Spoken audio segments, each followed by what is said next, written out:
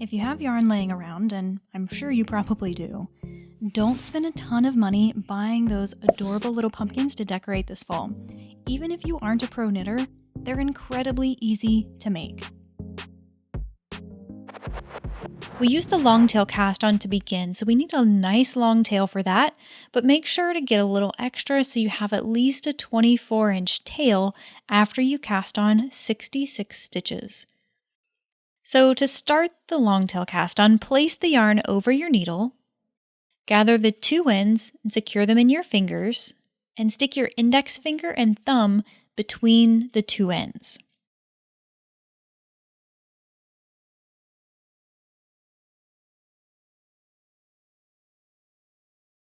So each loop on the needle is one stitch, and you'll want to repeat this until you have 66 loops or stitches on your needles.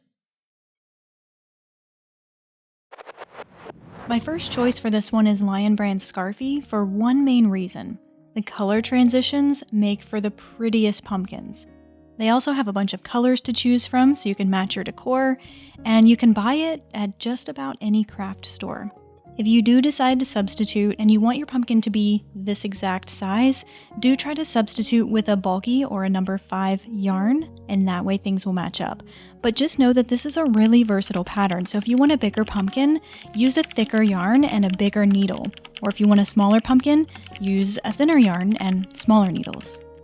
Alright, when you have 66 stitches on your needles, make sure the braid is along the middle here on the inside and that there aren't any twists. Grab a stitch marker and place that on the needle so you know which stitch is first and where the beginning of the round is, and insert your needle in the first stitch and knit.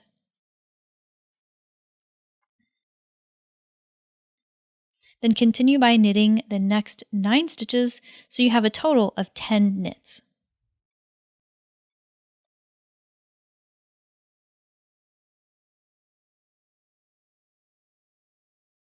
And then purl the next stitch.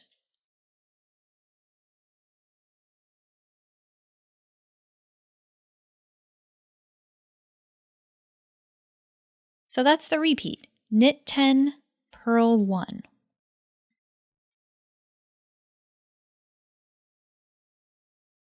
Now it really helps to know what you're looking at, especially if you're a new knitter, because inevitably you'll get interrupted or distracted and lose your place.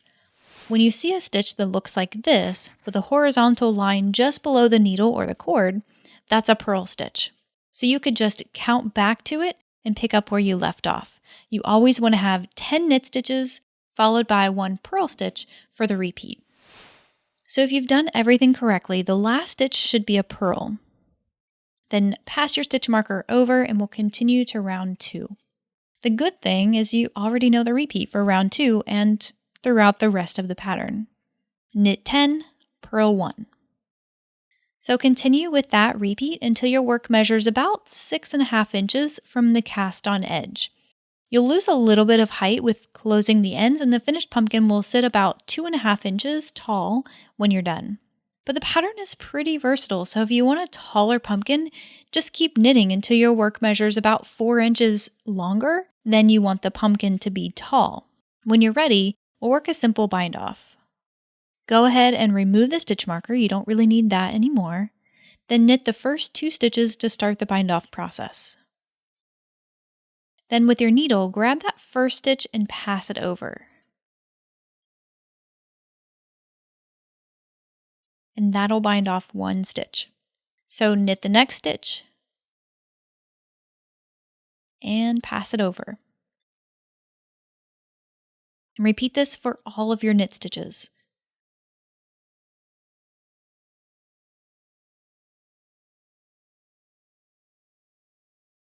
When you get to the purl stitch, go ahead and purl that one instead of knit it.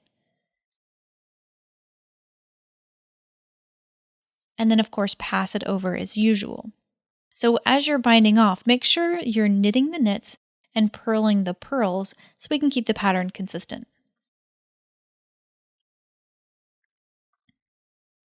When you have only 1 loop remaining on your needle, just go ahead and pull up on that remaining loop and cut yourself a nice long tail. We'll use this for the shaping in just a little bit. Now grab your yarn needle and thread it on one of the tails. We're going to create a drawstring to close up the two ends. So run the needle through the stitch,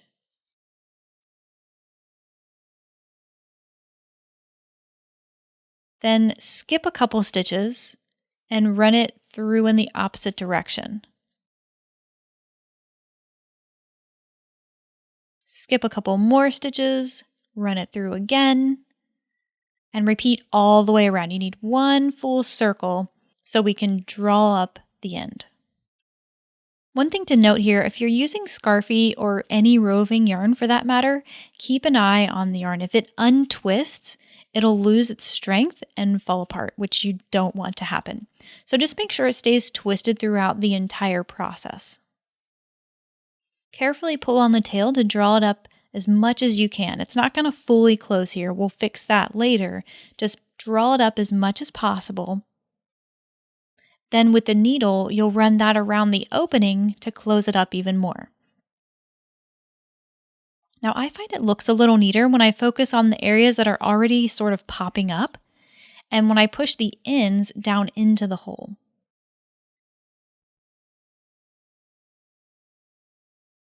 Run it through several times to make sure the opening is nice and secure. So now we want to do the same thing on the other side, but this time have your stuffing ready. Create the drawstring as you did before, but before you close it up, add the stuffing. Honestly, this part will make or break your pumpkin. If you don't stuff it enough, it won't have a great shape, so err on the side of slightly overstuffing and just make sure it's evenly distributed. Then continue to secure the opening on this side as you did on the opposite side. When you have the shape you want, poke the needle through the center and out the opposite side. Now it'll be a little awkward with extremely long tails here, but tie the two ends together and pull it tight enough to slightly cave it in. From here, you can use either of the two ends to complete the shaping. Most of this pumpkin is the solid yellowy mustard color, so I'm going to use that end so it'll blend a little bit better. To get started with the segmenting of the pumpkin, align the tail in one of the purl grooves and loop it around to the opposite side and poke the needle through the center and out the other side. Then pull on it a little bit to cave it in. Now you'll have to hold on to that with your two fingers here on the opposite side, then rotate it a little bit and do the same for the next purl groove.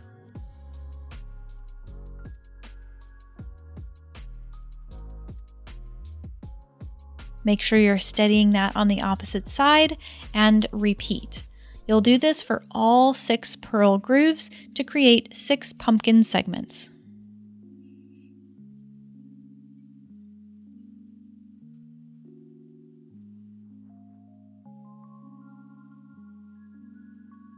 When you're done, cut the two ends to a more manageable length and tie them off.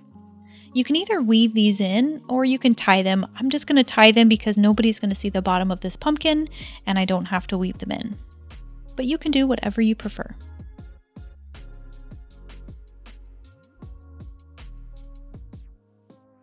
Now I'm using a cinnamon stick for the stem, which smells great and it looks pretty cool too. You can find a stick in the backyard and that'll work just fine, but I really do prefer the look and smell of a cinnamon stick. Now you'll probably need to break it to make it much shorter. Just be careful when you do so. These are extremely hard to break. And then use some hot glue to secure it in place.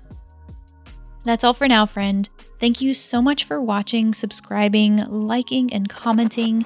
Those little actions, although they don't seem like much, really do help make a big impact so I can continue sharing this craft we both love. Happy knitting, and I'll see you in the next one.